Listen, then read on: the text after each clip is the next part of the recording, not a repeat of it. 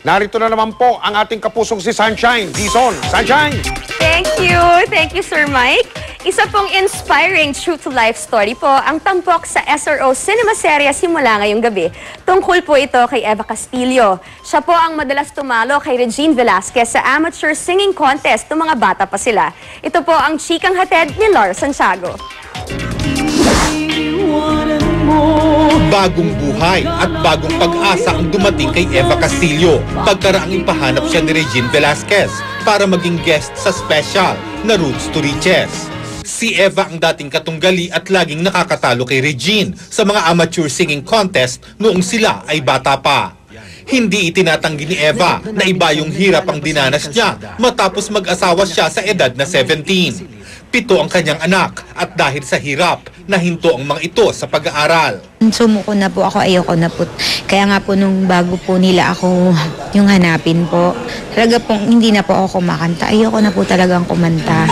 Ngayong nabigyang muli ng break si Eva sa pagkanta, mas guminhawa na ang kanyang buhay. Bumalik na rin sa pag-aaral ang kanyang mga anak. Yung aking babae po na si Enang, ano po yun, dapat po graduating na po ng high school eh. Ngayon po, first year po uli siya kasi bali 3 years na po siyang stop eh. And then? Tapos po yung isa po si Owel, dapat po na, 3rd year na po siya. Eh, na-stop nga din po siya. Yun, first year po uli siya. Ilalahad ni Eva ang kanyang buhay sa kanyang life story na itatampok ng SRO Cinema Serye simula ngayong gabi. Mga totoo naman po yung sasabihin ko. Tapos po, siguro po, yun na rin po yung paraan para po yung nandito po siguro. Isa rin po sa dahilan yun na mailabas ko. Si Manilyn Reynes ang gaganap bilang Eva Castillo.